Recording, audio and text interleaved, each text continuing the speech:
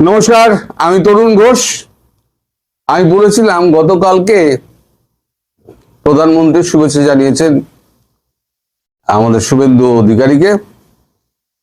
শুভেচ্ছা জানিয়ে তার এই লড়াইয়ের সাফল্যের জন্য তাকে অনেক অনেক অভিনন্দন জানিয়েছেন এবং একটা ফুলের তোড়া উনি পাঠিয়ে দিয়ে উনি বলেছেন যে শপথ গ্রহণ অনুষ্ঠানে আমি নিশ্চিতভাবে উপস্থিত থাকব। তারপর অনেক কিছু কথাবার্তা হয়েছে। আমি রাতে একবার যোগাযোগ করেছি শুভেন্দুর সঙ্গে, তিনি কিছু কিছু কথাবার্তা আমায় বলেছেন। এখন তার পুরোটা বলা যাবে না, বুঝিনি, এটা দ্বিপাক্ষীয় সম্পর্কের ব্যাপার, এখানে অনেক জটিলতা রয়েছে, বৈদেশিক জটিলতা, কূটনৈতিক জটিলতা, এই সমস্ত রয়ে গেছে। তার উপরে এখন ভাবুন যে আমাদের এখন নতুন করে চিন্তা করতে হচ্ছে। আমি প্রথমেই আপনাদের বলেছিলাম অনেকদিন আগে যে উত্তরবঙ্গ থেকে দক্ষিণবঙ্গ পর্যন্ত সীমান্তবর্তী এলাকাগুলোয় 51টা জায়গায় জামাত আসন জিতে বসে আছে।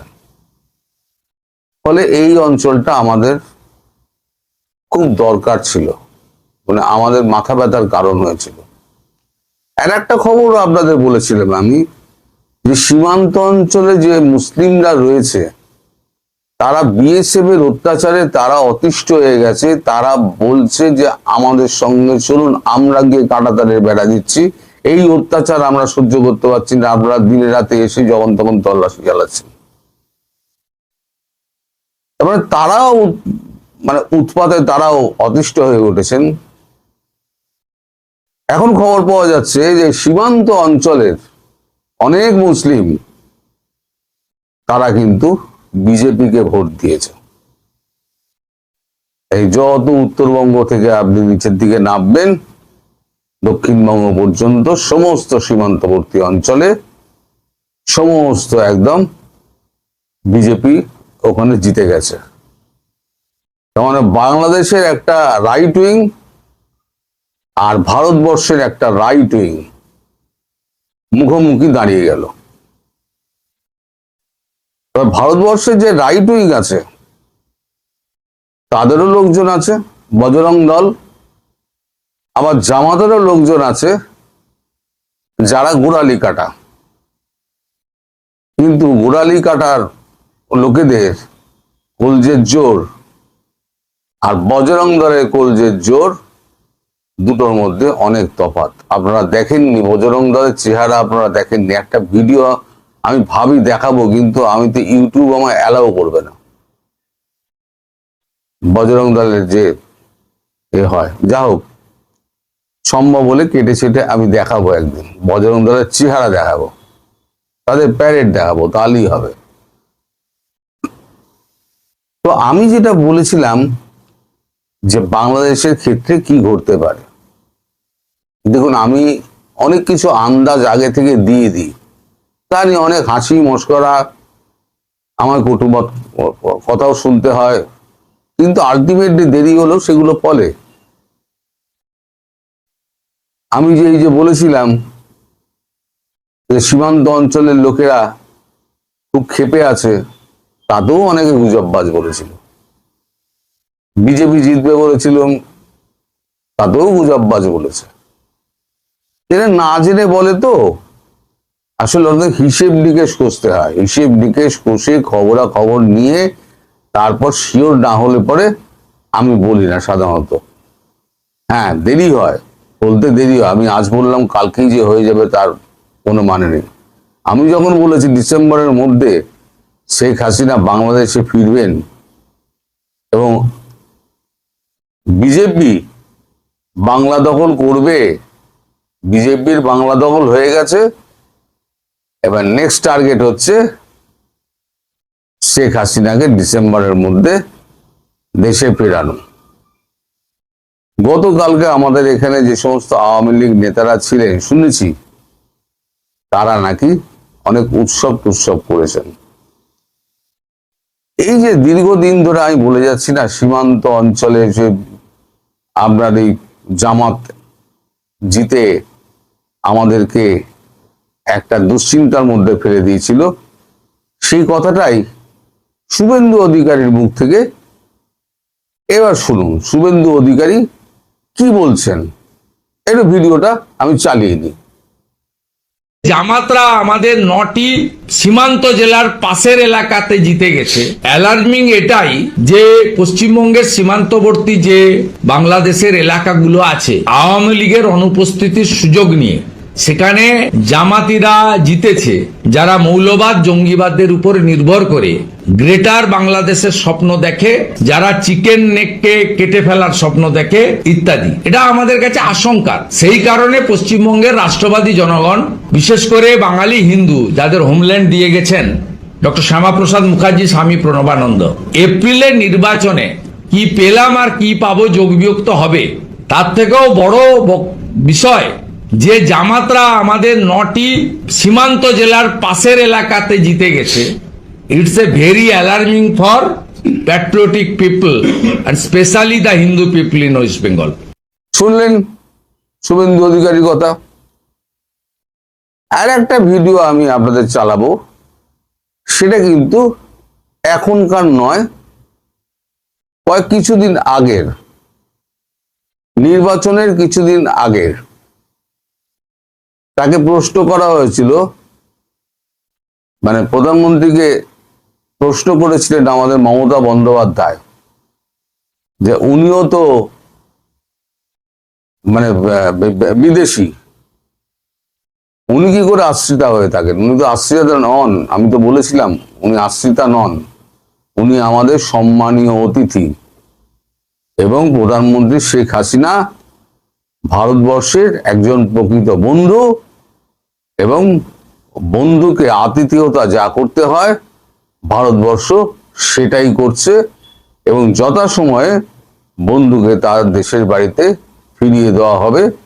এবং আমি নেক্সট যেটা বলেছি, ডিসেম্বরের মধ্যে, জানবেন ডিসেম্বরের মধ্যে।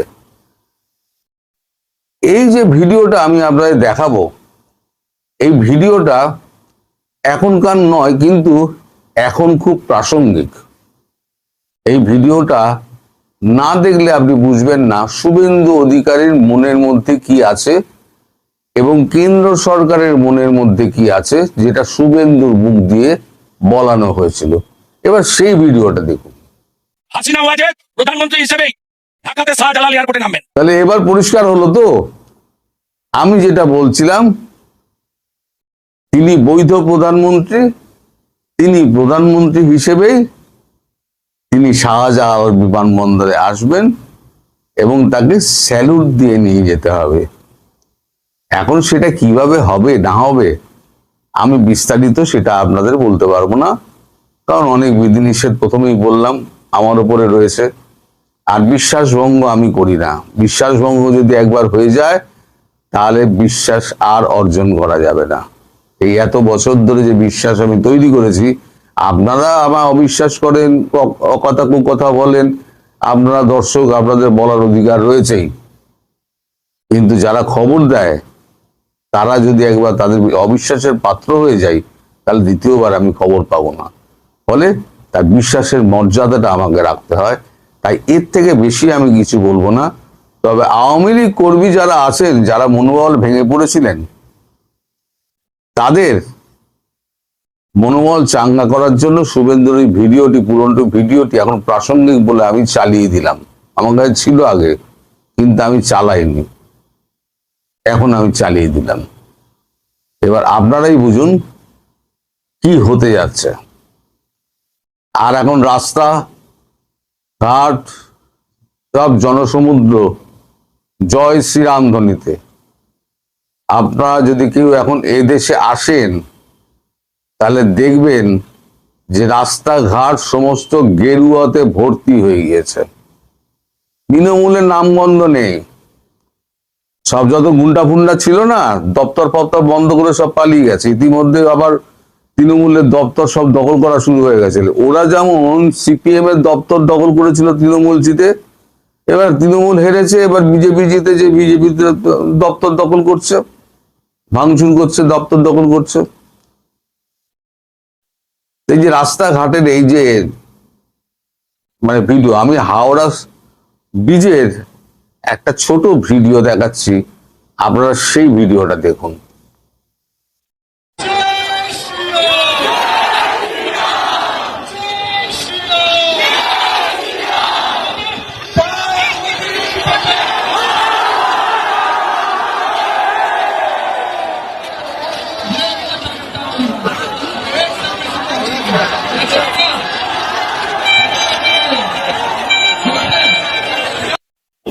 এই দেখলেন তো, এরকম একটা ভিডিও, এরকম কিন্তু হাজার খানেক ভিডিও আছে সব জায়গায়, কটা দেখাবো।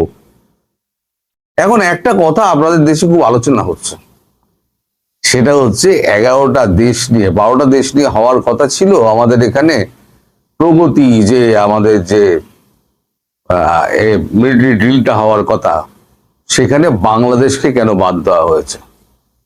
আর এই ড্রিলটা হচ্ছে কিসের? এই পার্শ্ববর্তী রাষ্ট্রগুলো নিয়ে সন্ত্রাসবাদের বিরুদ্ধে মোকাবিলার জন্য এই ড্রিলটা, সব রাষ্ট্রকে নিয়ে। বাংলাদেশ নিজেই সন্ত্রাসবাদী রাষ্ট্র, যেমন পাকিস্তানকে ডাকে না, এখন বাংলাদেশ সেই কাতারেই পড়ে গেছে। কারণ তারেক জিয়া বা তারেক রহমান, তিনি যে 10টা এগ্রিমেন্টে সাইন করে এসেছিলেন, একটাও তিনি মানেননি। তার কপালে কি আছে সে তো পরে দেখা যাবে। ভারত তো বসে থাকবে না শেখ হাসিনা ঢোকানোর জন্য, বৈধ পথে হোক অবৈধ পথে হোক, যে পথেই হোক না কেন, শেখ হাসিনাকে প্রধানমন্ত্রী হিসেবে তো ওখানে তো ফিট করবেনই। তা আপনারা এখন আশা করেন কি করে বাংলাদেশকে ওইখানে রাখবে, যেখানে ওই কি বলে, আমি যেটা আপনাদের বলেছিলাম এর আগে, যে নেশন ফার্স্ট নেভার ফার্স্ট নীতি, তার আগে একটা গুড বসে গেছে, গুড নেভার ফার্স্ট। এখন এই গুডটায় আর এখন বাংলাদেশ নেই, ফলে বাংলাদেশকে ডাকার কোনো প্রয়োজনই নেই, আর প্রস্তাবও ওঠেনি। শুধু শুধু আপনারা চিন্তা করে নিজেদের মাথার ঘাম পায়ে ফেলে, বাংলাদেশের যারা গভর্নমেন্টের লোকজন আছে তারা এসব নিয়ে আর আলোচনা করবেন না। ভারতবর্ষ আপনাদেরকে যে বিশ্বাস করে না, সেটা আর একবার বুঝিয়ে দিল এইটা করে। এবার যতক্ষণ না পর্যন্ত শেখ হাসিনা বাংলাদেশের প্রধানমন্ত্রী হিসেবে বসছেন, ততদিন পর্যন্ত ওই গঙ্গা চুক্তি বলুন, তিস্তা প্রকল্পের জলবন্টন বলুন, কোনোটাই হবে না। মাঝে মাঝে খাদ্য যাবে, এই সমস্ত যাবে, এগুলো হচ্ছে টেকনিক্যাল ব্যাপারে, দিতে হয় দিতে দেবে, নইলে আওয়ামী লীগের লোকগুলোই তো না খেয়ে মরে যাবে। আর মানুষগুলোকে টিকিয়ে রাখতে হবে তো, রাজ্য থাকলে তবে তো রাজ্যবাসী থাকলে তবে তো রাজ্যবাসী যদি না থাকে, দুর্ভিক্ষে যদি মরে যায়, তাহলে রাজ্য আর কিসের, দেশ আর কিসের? ফলে টিকিয়ে রাখা হবে, আপাতত টিকে থাকুন। আর আওয়ামী লীগ কর্মীদের বলছি, আপনারা একেবারে ভেঙে পড়বেন না, আমার উপর আস্থা রাখুন। 2-1টা মিস হতেই পারে, এত খবর বলছি, রোজ 2টো করে 3টে করে ভিডিও ছাড়ছি, তার মধ্যে 2-1টা ভুলভাল খবর হবে না? আমিও তো মানুষ, ভুলভাল খবর হতেই পারে। আপনি সারাদিনে সব যে কাজ করছেন, তার মধ্যে সব কাজটা কি সঠিক হয় না, একটা বেঠিক হয়ে যায়। যে কাজ করে তারই ভুল হয়, আমি কাজ করি আমারও ভুল হবে। তবে তাই বলে আমাকে যে দেখে দেওয়া, সে দেখে দেওয়াটা যারা করছেন, তারা আখেরে নিজেদের পায়ে নিজেরাই কুড়ুল মারছেন। অনেকে এখন স্বীকার করছেন ভদ্রতার বশে, না আপনি যা বলেছেন সত্য বলেছেন এবং এগুলো মিল আছে। এখন আমরা দেখতে পাচ্ছি, ধীরে ধীরে আরো অনেক কিছু দেখতে পাবেন।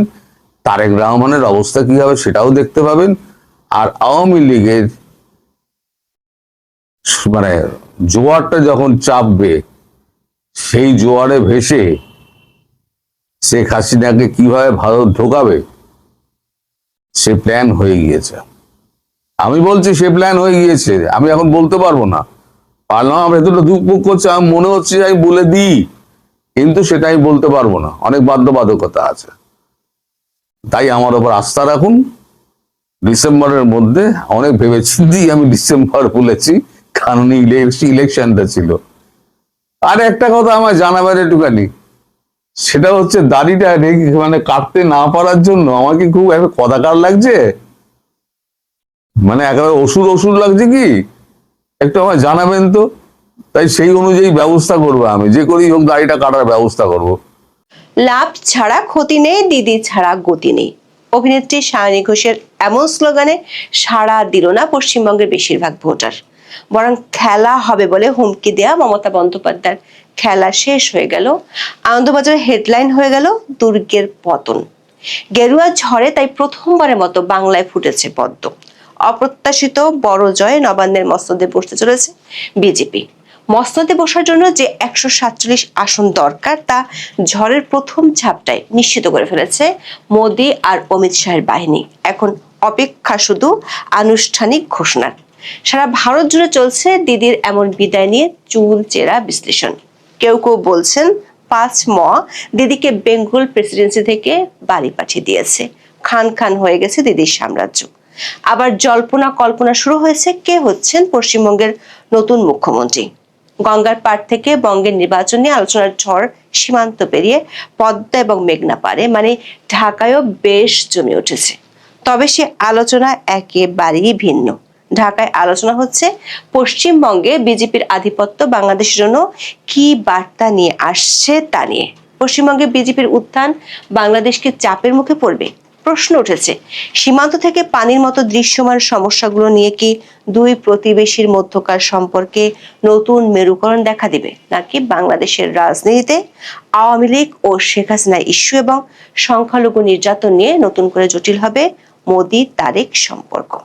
বিস্তারিত জানতে চলুন যাওয়া যাক বিশ্লেষণে। বহু বছর আগে অটল বিহারী বাজপেয়ী আক্ষেপ করে বলেছিলেন, ভারতের বিভিন্ন প্রান্তে বিজেপি সাফল্য পেলেও পশ্চিমবঙ্গে শক্ত ভিত্তি গড়তে পারছে না। এটা তার জন্য ছিল অত্যন্ত কষ্টের। দেশটির প্রয়াত এই প্রধানমন্ত্রীর আক্ষেপ এবার ঘুচতে যাচ্ছে। রাত 10টা পর্যন্ত ভারতের একাধিক সংবাদ মাধ্যমের খবরে বলা হচ্ছে, পশ্চিমবঙ্গের 293টি আসনের মধ্যে 208টি আসনে পদ্ম ফুল ফুটে গেছে, যেখানে মমতার তৃণমূল কংগ্রেস মাত্র 79টি আসনে জয় পাচ্ছে। অথচ সরকার গঠনের জন্য দরকার 147টি আসন। ফলে পশ্চিমবঙ্গে তৃণমূল কংগ্রেসের 15 বছরের শাসনের অবসান হতে চলেছে। এমন অবস্থায় সামাজিক যোগাযোগ মাধ্যমে খেলার শেষ লেখা বার্তা দিয়েছে বিজেপি। 2021 সালে পশ্চিমবঙ্গের বিধানসভা নির্বাচনের আগে তৃণমূল নেতা অনুব্রত মণ্ডল খেলা হবে স্লোগান দেন, যা পরবর্তীতে ব্যাপক ভাইরাল হয়। এরপর পশ্চিমবঙ্গের মুখ্যমন্ত্রী মমতা ব্যানার্জিও এই স্লোগান একাধিকবার ব্যবহার করেছেন। তাদের সে স্লোগানের জবাবে বিজেপি এবার লিখলো খেলা শেষ। দলের এই জয়কে স্মরণীয় আখ্যা দিয়ে প্রধানমন্ত্রী নরেন্দ্র মোদী বলেছেন, পশ্চিমবঙ্গে পদ্ম ফুটেছে। দর্শক, পশ্চিমবঙ্গের এবারের নির্বাচনটি কয়েকটি কারণে বেশ ব্যতিক্রম ছিল। প্রথমত, পশ্চিমবঙ্গ বরাবরই রাজনৈতিক সহিংসতার জন্য পরিচিত।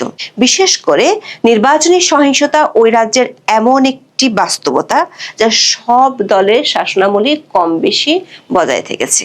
সেই জায়গায় রাজ্যে এবারের ভোট হয়েছে একেবারে শান্তিপূর্ণ পরিবেশে। 2 দফার ভোট গ্রহণে গোটা রাজ্যে একটিও সহিংসতাজনিত মৃত্যুর ঘটনা ঘটেনি। বিক্ষিপ্ত কিছু সংঘাত ছাড়া খুব বড় কোনো গন্ডগোলের খবর নেই। এটি পশ্চিমবঙ্গের নির্বাচনের সবচেয়ে ব্যতিক্রমী ঘটনা। ভোট পড়ার হারও ছিল একটি অনন্য রেকর্ড। পশ্চিমবঙ্গে এবার নির্বাচনের 2 দফা মিলে ভোট পড়েছে 92.47%। দেশটির স্বাধীনতার পর থেকে রাজ্যে কোনোদিন কোনো নির্বাচনে এত বেশি হারে ভোট পড়েনি। ভোটবিরোধ জরিপগুলো আগেই বিজেপিকে এগিয়ে রেখেছিল। মমতা অবশ্য এক্সিট পোলগুলোকে উড়িয়ে দিয়ে দাবি করেছিলেন তৃণমূল 220টিরও বেশি আসন জিতবে। তবে এবার বুথ ফেরত জরিপের সংখ্যাগুলোই সঠিক প্রমাণিত হয়েছে। বাংলায় গেরুয়া ঝড়ে পদ্ম ফুটেছে। এতটাই ফুটেছে, আনন্দবাজারের তৈরি করা ম্যাপে গেরুয়া রঙের ছড়াছড়ি, সবুজের দেখা মেলা ভার হয়ে গেছে। পদ্ম ফুলের এমন জোয়ার নিয়ে ব্যাপক বিশ্লেষণও চলছে। আমাদের বিশ্লেষণ হলো মমতার এতদিনের শক্তি ছিল 3 ম: মা, মাটি, মানুষ। এই 3 মকে টেক্কা দিতে গেরুয়া দল এবার হাজির করেছিল নতুন 5 ম। এগুলো হলো মুসলিম, মহিলা অভিবাসী বা মাইগ্রেন্ট, মতুয়া সম্প্রদায় এবং বিজেপির শক্তিশালী নির্বাচনী যন্ত্র বা মেশিনারি। দীর্ঘদিন ধরে নারী ভোটাররা তৃণমূলের সাফল্যের অন্যতম ভিত্তি ছিল। ভাগ্যশ্রী থেকে কন্যাশ্রী, নারীদের জন্য গত 1 দশকে মমতা এমন বহু কল্যাণমূলক প্রকল্প চালু করেছিলেন। কিন্তু আরজি কর মেডিকেল কলেজের ধর্ষণ ও খুনের ঘটনা বড় ইস্যু হয়ে ওঠে, যেখানে নারী সুরক্ষা নিয়ে তৃণমূলকে নিশানা করে বিজেপি। এমনকি পানিহাটি আসন থেকেও ওই ঘটনার শিকার নারীর মাকেও প্রার্থী করা হয়। ঐতিহাসিকভাবে পশ্চিমবঙ্গের প্রায় 27% মুসলিম ভোটার ক্ষমতার সমীকরণ নির্ধারণে গুরুত্বপূর্ণ ভূমিকা পালন করে। 2021 সালে মুসলিম প্রধান আসনগুলোতে তৃণমূলের বড় জয়ের পেছনে সংখ্যালঘু ভোটের একত্রীকরণ বড় কারণ ছিল। কিন্তু 2026 সালে মালদা, মুর্শিদাবাদ ও উত্তর দিনাজপুরের মতো গুরুত্বপূর্ণ জেলাগুলোতে ভোটের ধরনে পরিবর্তনের ইঙ্গিত মিলেছে। অল ইন্ডিয়া মজলিসি ইত্তেহাদুল মুসলিমিন কুড়াল মেরেছে তৃণমূলের মুসলিম ভোটে। দর্শক, পশ্চিমবঙ্গের নির্বাচনের ফলাফল কি হতে যাচ্ছে তা এখন সবাই আঁচ করতে পারছে। ফলে এখন সবার নজর ধীরে ধীরে দলটির মুখ্যমন্ত্রী পদপ্রার্থীর দিকে সরছে। নির্বাচনের আগে কেন্দ্রীয় স্বরাষ্ট্রমন্ত্রী অমিত শাহ বরাবরই বলেছেন কোনো এক বাঙালি রাজ্যের মুখ্যমন্ত্রী হবেন। মুখ্যমন্ত্রী মমতা বন্দ্যোপাধ্যায়ের তৃণমূল কংগ্রেসের তোলা বহিরাগত তত্ত্বের পাল্টা জবাব দিতেই অমিত শাহের এই মন্তব্য ছিল। বিজেপির জয় পেলে মুখ্যমন্ত্রী হওয়ার দৌড়ে এগিয়ে থাকা সম্ভাব্য প্রার্থীদের একটি তালিকা তুলে ধরেছে ভারতীয় সংবাদ মাধ্যম দ্য ইন্ডিয়ান এক্সপ্রেস ও দ্য ইন্ডিয়া টুডে। রাজ্যের শীর্ষ পদের জন্য বেশ কয়েকজন প্রভাবশালী বিজেপি নেতার নাম উঠে এসেছে। বর্তমান ভোট গণনার ট্রেন্ড অনুযায়ী এই সব প্রার্থী নিজ নিজ আসনে এগিয়ে রয়েছেন। কারা তারা? অবধারিতভাবে সবার আলোচনায় প্রথমে যার নাম উঠে আসছে তিনি হলেন বর্তমানে বিরোধী দল নেতা শুভেন্দু অধিকারী। মাত্র কয়েকদিন আগে নির্বাচনী প্রচারণায় তিনি শেখ হাসিনাকে এখনো বাংলাদেশের বৈধ প্রধানমন্ত্রী এবং তাকে সসম্মানে বাংলাদেশের ক্ষমতায় ফিরিয়ে দেওয়ার কথা বলে বাংলাদেশে বেশ আলোচনার জন্ম দিয়েছিলেন। এই শুভেন্দু অধিকারী একসময় মমতার দলেই ছিলেন। নন্দীগ্রাম আন্দোলনের সময় মমতার ডান হাত ছিলেন তিনি। 2021 সালের নির্বাচনের মাত্র কয়েক মাস আগে 2020 সালের ডিসেম্বরে তার বিজেপিতে যোগ দেওয়া তৃণমূল নেত্রীর জন্য বড় ধাক্কা ছিল। সে সময় নন্দীগ্রামে মমতাকে হারিয়ে শুভেন্দু আলোড়ন ফেলে দিয়েছিলেন। মুখ্যমন্ত্রী পদের দৌড়ে অন্যতম নাম বিজেপির রাজ্য সভাপতি শ্রমিক ভট্টাচার্য।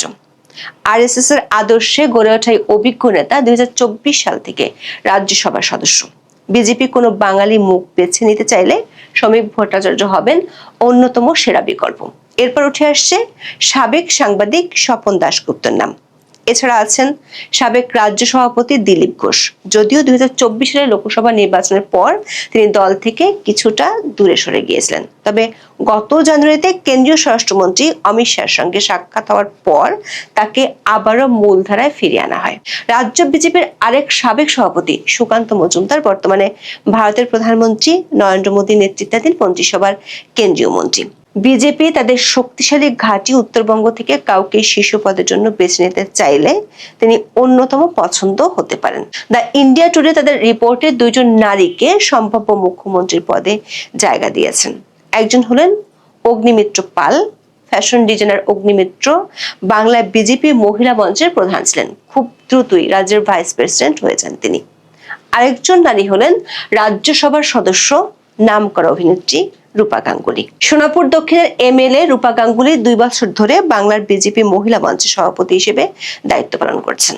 দর্শক, 1.5 দশকের তৃণমূল কংগ্রেসের আধিপত্য ভেঙে বিজেপির এই নিরঙ্কুশ উত্থান কেবল পশ্চিমবঙ্গের অভ্যন্তরীণ রাজনীতি নয়, বরং পার্শ্ববর্তী দেশ হিসেবে বাংলাদেশের ভূ রাজনৈতিক সমীকরণ, সীমান্ত অর্থনীতি এবং ঢাকা দিল্লি সম্পর্কেও সুদূর প্রসারী প্রভাব ফেলবে। বাংলাদেশের মানুষের মধ্যে বিশেষ করে সামাজিক মাধ্যমে পশ্চিমবঙ্গের ক্ষমতার এই পরিবর্তন নিয়ে ব্যাপকভাবে আলোচনা হচ্ছে। বাংলাদেশ ও ভারতের মধ্যকার সীমান্ত হলো 4096 কিলোমিটার। এই দীর্ঘ সীমান্তের মধ্যে কেবল পশ্চিমবঙ্গের সঙ্গে বাংলাদেশের সীমান্ত রয়েছে 2217 কিলোমিটার। তাই পশ্চিমবঙ্গের ক্ষমতার পালাবদলের বাতাস না চাইলেও ঢাকার দেয়ালে দেয়ালে আঘাত হানছে। প্রশ্ন হলো 2026 সালের ফেব্রুয়ারিতে বাংলাদেশের তারেক রহমানের নেতৃত্বে বিএনপি সরকার ক্ষমতা আসার পরপরই পশ্চিমবঙ্গে বিজেপি ক্ষমতায় আসায় বাংলাদেশ ভারত সমীকরণ কি নতুন কোনো রূপ নেবে, নাকি এই সম্পর্ক আরো জটিল হয়ে উঠবে? এতদিন কেন্দ্রে বিজেপি এবং রাজ্যে তৃণমূল থাকায় অনেক ক্ষেত্রেই বাংলাদেশ ইস্যুতে দিল্লি নীতির সঙ্গে কলকাতার মতবিরোধ দেখা যেত। যেমন তিস্তা চুক্তিতে মমতা বন্দ্যোপাধ্যায় ছিলেন সবচেয়ে বড় রাজনৈতিক বাধা, আবার অন্যদিকে বিজেপির মুসলিম বিরোধী প্রচারণার বিরুদ্ধে তিনি ছিলেন সোচ্চার। কিন্তু এবার পশ্চিমবঙ্গে ডাবল ইঞ্জিন সরকার এসে গেছে। কেন্দ্রে ও রাজ্যে একই দলের সরকার হওয়ায় রাজ্যটি কি দিল্লির কেন্দ্রীয় নীতিমালার সঙ্গে পুরোপুরি যুক্ত হয়ে যাবে? ধরে নেওয়া যায়, কেন্দ্র যদি বাংলাদেশের সঙ্গে সম্পর্ক জোরদার করতে চায় তবে কলকাতা আর কোনো বাধা হয়ে দাঁড়াবে না। কিন্তু নেতিবাচক দিকও আছে, সেটি হলো কেন্দ্রীয় সরকারের কোনো বাংলাদেশ বিরোধী সিদ্ধান্ত পশ্চিমবঙ্গেও খুব সহজে বাস্তবায়িত হবে, যা বাংলাদেশের জন্য বড় রকমের অস্বস্তির কারণ হতে পারে। শেষ বিচারে এখন কলকাতার চেয়ে দিল্লির সিদ্ধান্তই দ্বিপাক্ষিক সম্পর্কে নিরঙ্কুশ প্রভাব রাখবে। পশ্চিমবঙ্গের ক্ষমতার পালা বদলে সামনের দিনগুলোতে ভারত বাংলাদেশ সম্পর্কে বড় প্রশ্ন হলো তিস্তা চুক্তির জট কি খুলবে? 2011 সালের সেপ্টেম্বরে ভারতের তৎকালীন প্রধানমন্ত্রী ডক্টর মনমোহন সিং ঢাকা সফর করেন। তার শেষ সফরে তিস্তা নদীর পানি বন্টন চুক্তি স্বাক্ষরের সব প্রস্তুতি শেষ হয়েছিল। শুষ্ক মৌসুমে প্রায় সমতা ভিত্তিক পানি বন্টনের সেই রূপরেখা কেবল মমতা বন্দ্যোপাধ্যায়ের আপত্তিতে আটকে যায়। এখন মমতার অনুপস্থিতিতে সেই জট খোলার একটি তাত্ত্বিক সুযোগ তৈরি হয়েছে, তবে বাস্তব পরিস্থিতি অতটাও সহজ নয়। পশ্চিমবঙ্গের উত্তরাংশে মানে দার্জিলিং, জলপাইগুড়ি, কোচবিহার যেখানে দিয়ে তিস্তা প্রবাহিত, সেখানে বিজেপি এবার ব্যাপক জনসমর্থন পেয়েছে। ফলে চুক্তি করার আগে বিজেপিকে অবশ্যই ওই অঞ্চলের ভোটারদের স্বার্থের কথা ভাবতে হবে। আবার এই বছরে শেষ হচ্ছে গঙ্গা পানি বন্টন চুক্তির মেয়াদ। এটি নবায়নও এখন একটি প্রধান ইস্যু হিসেবে দেখা দিবে, যেখানে রাজ্য বিজেপির ভূমিকা হবে নির্ণায়ক। পুরো বিষয়টি এখন নির্ভর করবে দিল্লির ভূ রাজনৈতিক সদিচ্ছা এবং বাংলাদেশের দর কষাকষির সক্ষমতার উপর। বিশেষজ্ঞরা মনে করেন 2024 সালের 5ই আগস্টের পরে তৈরি হওয়া নানা পরিস্থিতির কারণে পর্দার আড়ালের দিল্লির এমন কিছু চাওয়া আছে যেগুলো কোনো আনুষ্ঠানিক চুক্তিতে কাজ করবে না।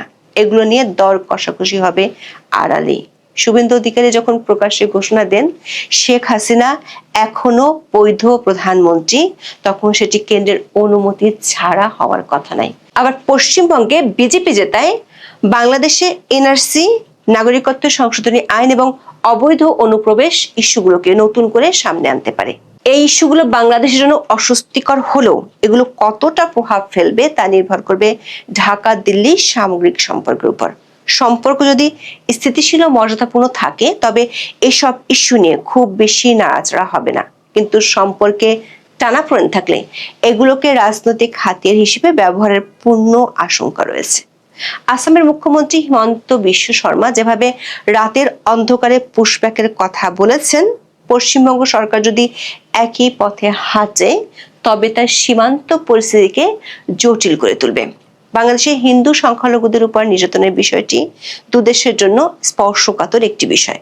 এখন বঙ্গরাজ্যে ক্ষমতা থাকায় বিজেপি কেন্দ্রীয় সরকারের উপর বাংলাদেশের উপর কঠোর হওয়ার জন্য চাপ প্রয়োগ করবে, যা তারেক রহমানের সরকারের জন্য এক বিশাল অস্বস্তির কারণ হয়ে দাঁড়াবে। এর মধ্যে মোদী সরকার বাংলাদেশে হাই কমিশনার হিসেবে প্রথমবারের মতো কূটনীতিকের পরিবর্তে ঝানু রাজনীতিককে নিয়োগ দিয়েছে। নতুন হাই কমিশনার হিসেবে নিয়োগ পাওয়া দীনেশ ত্রিবেদী আবার পশ্চিমবঙ্গের রাজনীতিতে এক সুপরিচিত মুখ। তিনি তৃণমূল কংগ্রেসের প্রাক্তন কেন্দ্রীয় মন্ত্রী ছিলেন এবং বর্তমানে বিজেপির একজন গুরুত্বপূর্ণ নেতা। ফলে কেন্দ্র থেকে ঢাকা, মাঝখানে সীমান্ত, সবখানে এখন বিজেপির একক প্রাধান্য, যেটি সরাসরি মোদির ভাষায় এক হয়ে কথা বলবে। ফলে দৃশ্যমান সীমান্ত কিংবা পানি অথবা বাণিজ্য সমস্যা থেকে শুরু করে পর্দার আড়ালের আওয়ামী লীগ কিংবা শেখ হাসিনা ইস্যু নিয়ে দিল্লি এখন ত্রিমুখী চাপ তৈরি করতে পারবে ঢাকার উপর। দর্শক, আমাদের বিশ্লেষণ হলো পশ্চিমবঙ্গের 2026 সালের এই নির্বাচনের ফলাফল কেবল একটি দল থেকে অন্য দলের কাছে ক্ষমতা হস্তান্তর নয়, বরং এটি একটি আদর্শিক পরিবর্তনের সংকেত। এই পরিবর্তনের ঢেউ গঙ্গা পেরিয়ে বাংলাদেশের পদ্মা ও মেঘনা পাড়েও লাগবে। পশ্চিমবঙ্গের এই পদ্ম বিপ্লব শেষ পর্যন্ত দুই দেশের বন্ধুত্বকে আরো সংহত করবে নাকি বিচ্ছেদের নতুন দেওয়াল তুলবে, তার উত্তর দিবে ভবিষ্যৎ। তবে আজকের এই পরিবর্তনের দিনে একটি কথা স্পষ্ট, পূর্ব ভারতের রাজনীতি আর আগের মতো থাকবে না। এখন এ পর্যন্ত, সবাই ভালো থাকুন, সুস্থ থাকুন, নিরাপদে থাকুন।